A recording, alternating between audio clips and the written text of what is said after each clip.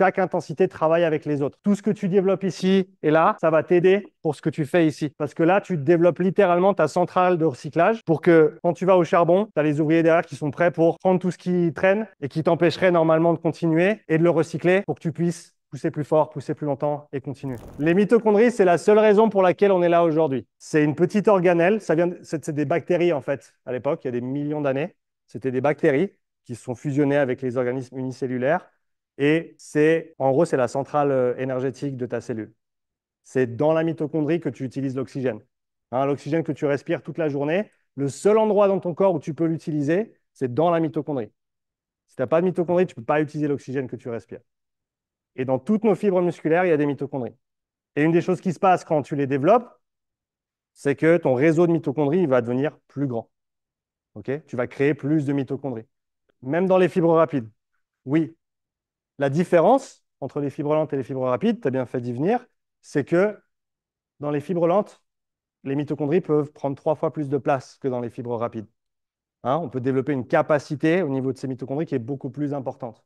Et donc, comme je vous ai dit avant, sans aller dans trop de détails, ces mitochondries, c'est la centrale énergétique de nos cellules. Qu'est-ce qui se passe? On utilise l'oxygène. Et qu'est-ce qu'on recycle aussi dans cette mitochondrie? Tous les produits dérivés de notre métabolisme, quand on utilise des sucres, quand on utilise des graisses, etc., tout ce qui en dérive, tout ce qui en découle, doit être recyclé à un moment donné. Hein, quand tu as les jambes qui tétanisent sur un effort maximal de 3 minutes, c'est ces métabolites qui s'accumulent dans tes muscles et qui t'empêchent de les contracter comme tu veux. Okay, c'est ça qui engendre la fatigue musculaire. Et non, ce n'est pas le lactate. Le lactate, c'est un demi-sucre et c'est ton copain parce que tu peux le réutiliser. Devine où? Dans les mitochondries. Okay, littéralement, il y a tout qui se passe dans la mitochondrie.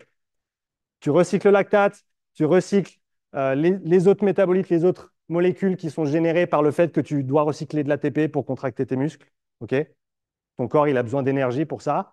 Et dans la mitochondrie, c'est là que tu recycles tout. Et ce qui est génial, c'est que tes mitochondries, les fibres lentes, elles peuvent aussi recycler tout ce qui est produit par tes fibres rapides. Et vu que tes fibres rapides, ben, elles sont très, très puissantes, mais elles sont beaucoup moins efficientes. Hein, elles consomment beaucoup plus au fonctionnement et elles produisent aussi beaucoup plus de produits dérivés de métabolites. Donc, ce qui fait que si tu as plein de ça, mais que tu n'as pas beaucoup de ça, bah, très, très rapidement, tu vas devenir limité, tu vas saturer, simplement parce que tu n'as pas l'usine de recyclage pour gérer tout ce qui a été produit durant ton effort. Et c'est là où je vous disais tout à l'heure que chaque intensité travaille avec les autres. Tout ce que tu développes ici et là, ça va t'aider pour ce que tu fais ici. Parce que là, tu développes littéralement ta centrale de recyclage pour que quand tu vas au charbon, eh ben, tu as les ouvriers derrière qui sont prêts pour prendre tout ce qui traîne et qui t'empêcherait normalement de continuer et de le recycler pour que tu puisses pousser plus fort, pousser plus longtemps et continuer. Est-ce que jusque-là, ça a du sens? Ouais? Ça vous parle? Vous commencez à voir comment ces choses-là peuvent venir vous aider dans votre pratique du CrossFit. Hein, on veut performer à haute intensité sur la majorité des WOD, des Metcon qu'on va performer. Eh ben, il nous faut de tout. Il nous faut cette capacité de produire de la puissance intensif sur un temps qui est court. Mais si on peut développer l'infrastructure de recyclage, eh ben, elle va venir nous soutenir et nous permettre de continuer plus longtemps. Hein, parce que, comme tu le sais, une fois que ça sature, c'est fini. Hein, c'est trop tard, déjà. Tu ne peux pas vraiment revenir en arrière. Bah, tu peux. Il faut t'arrêter ou il faut ralentir. Mais voilà, le but, c'est de pouvoir continuer et de pouvoir se dépasser.